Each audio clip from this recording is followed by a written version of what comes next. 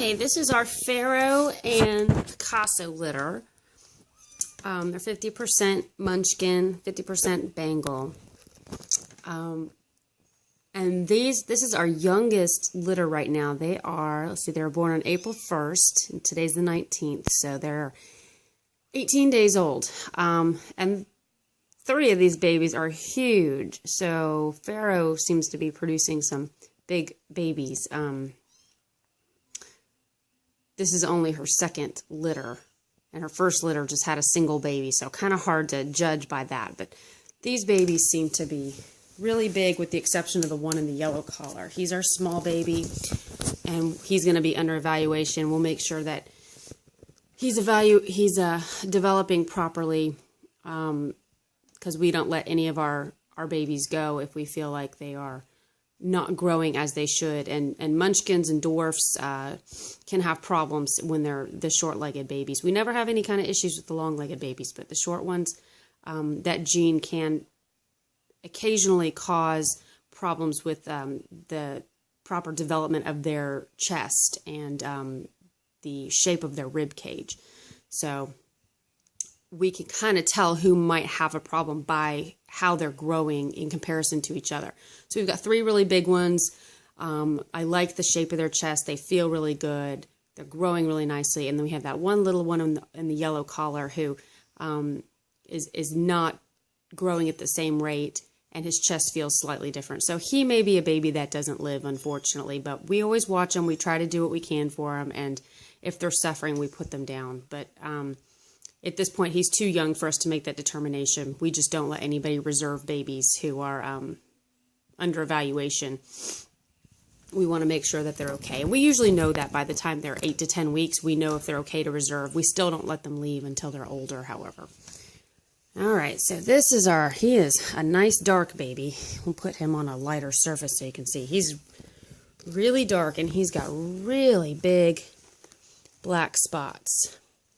So as he continues to develop, those are going to kind of grow apart a little bit so you'll see them better. Right now, they're kind of all blending together because they're so big. And then he's got this really big little bare face. Hello. Yes, this is a boy. Hi, how you doing? So, and these short little legs. But he's a thick boy. You can see in comparison to my hand. I mean, he's a big boy. And then we've got, this is another boy, a little lighter in color. He's still a brown. They're both considered brown spotted, even though some are a lighter color and some are darker black like that. He's a brown still. And he's got big spots too. He's just not quite as dark as the first one. Okay, let's see your little face. See, you got a cute little cub face too, don't you? Yeah, you do. Okay, and then we have this one with the pink is our girl, only girl in this litter. Much warmer color. You can see the orange, more gold kind of orange up around her ears and stuff. Her whole body should turn closer to that color. The other 2 are going to stay a darker, cooler color, but she's going to warm up considerably. And then you can see her spotting. She's got big spots, but not quite as big as some of the other boys. She's got a lot of small spots, but there's still plenty of big spots in there too. I've had kittens that had much smaller spots than that. Okay, and then we got our little guy. I mean, he's tiny. You can see in my hand how small he is compared to the others. He almost looks like he's silver, but he's not. There's no way that he is a true silver with this breeding. What he might be is just a cooler color brown. He might even be considered a blue, but he's not a true silver in the sense of how the silver gene is passed. One of the parents has to be silver, and in this case, neither parent is silver.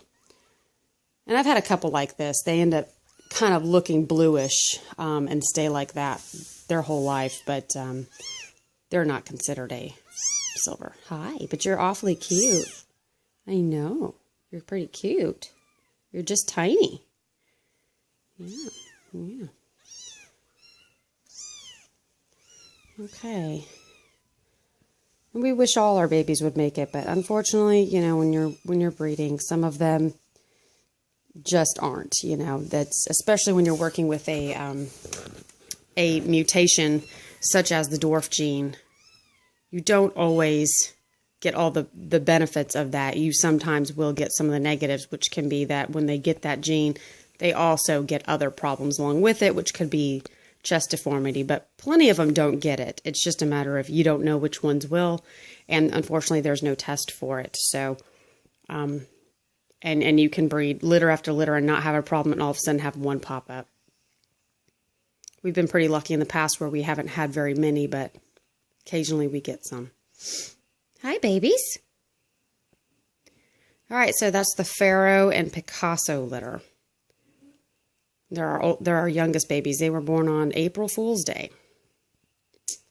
And that's it for now on these guys.